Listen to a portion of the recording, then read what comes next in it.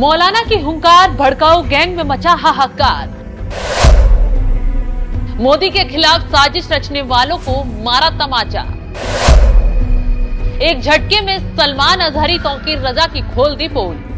भारत के तमाम मुसलमानों से अपील करना चाहता हूं और मशवरा देना चाहता हूं कि आने वाले लोकसभा के चुनाव में वो भारत के प्रधानमंत्री नरेंद्र मोदी जी का विरोध न करें।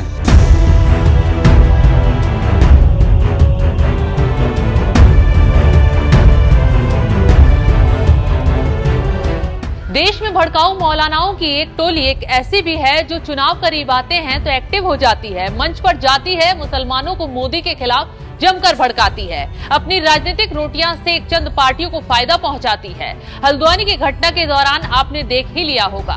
खैर, ऐसे मौलानाओं की तब हेकड़ी निकल गई जब एक मौलाना ने ही मंच पर मोर्चा संभाला। न सिर्फ ढोंगी मौलानाओं की पोल खोली बल्कि लोकसभा चुनाव में मोदी के पक्ष में ऐसी अपील कर डाली जिससे तौकीर रजा, सलमान अजहरी जैसे मौलानाओं के पसीने छूट गए।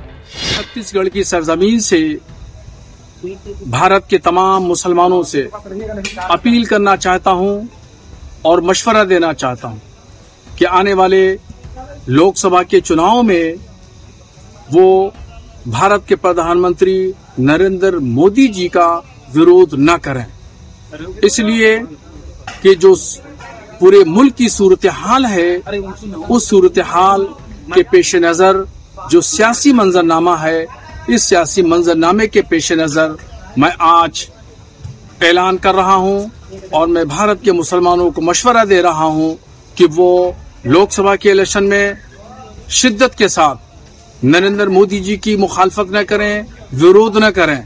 इसलिए सेकुलर पार्टियां ने जो है ठेका लिया है और वो ठेका मुसलमानों के कंधे पे डाल दिया है कि बीजेपी हराओ का अभियान सिर्फ मुसलमान ही चलाता है और मुसलमान का ही है काम चलाना। तो इस ठेकेदारी को खत्म करना है। मौलाना शहाबुद्दीन रजवी साफ शब्दों में कह रहे हैं कि कुछ पार्टियां सिर्फ मुसलमानों के कंधे पर रखकर बंदूक चला रही हैं, मोदी के खिलाफ भड़काकर मुसलमानों को अपना मोहरा बना रही हैं, जबकि राजनीतिक फायदा सेकुलर दलों और उसके नुमाइंदों को मिलता है। ये वही मौलाना हैं जिन्होंने बीते दिनों अखिलेश यादव के खिलाफ जमकर मोर्चा खोल दिया था, अखिलेश की पीडीए राजनीति के खिलाफ हल्ला बोल दिया था। मौलाना शहाबुद्दीन रजवी बरेलवी ने अखिलेश की ऐसी पोल खोली थी कि न सिर्फ मुसलमानों बल्कि सपा नेताओं में भी हड़कंप मच गया था। तो चलिए पहले मौलाना का चंद दिन पुराना बयान भी सुनवा ही देते हैं। मुस्लिम और यादव समीकरण जोड़ने में लगे हुए हैं। 2024 के लोकसभा के इलेक्शन में उनका सारा ताना बाना सब बिखर जाएगा।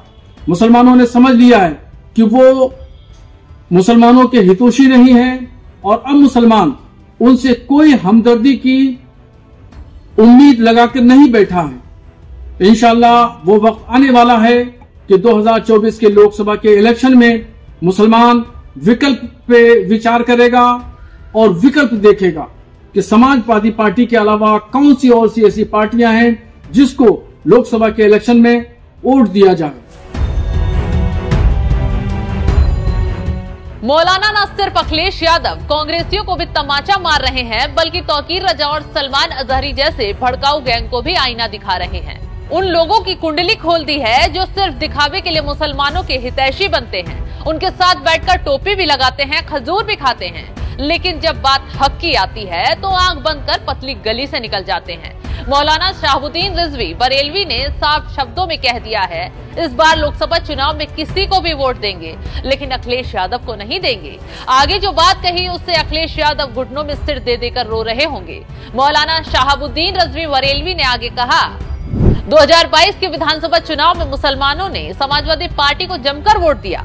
जितने भी एमएलए सपा से जीत कर आए, चाहे वे मुसलमान हो या गैर मुस्लिम, ये सभी मुसलमानों के वोट से जीत कर आए। ऐसे में राज्यसभा की 3 सीटों पर मुस्लिम का हक बनता है, इन सीटों पर मुसलमानों को कैंडिडेट बनाया जाए, लेकिन अखिलेश यादव ने किसी भी मुसलमान को प्रत्याशी न बनाकर गैर मुस्लिम को कैंडिडेट बनाया है।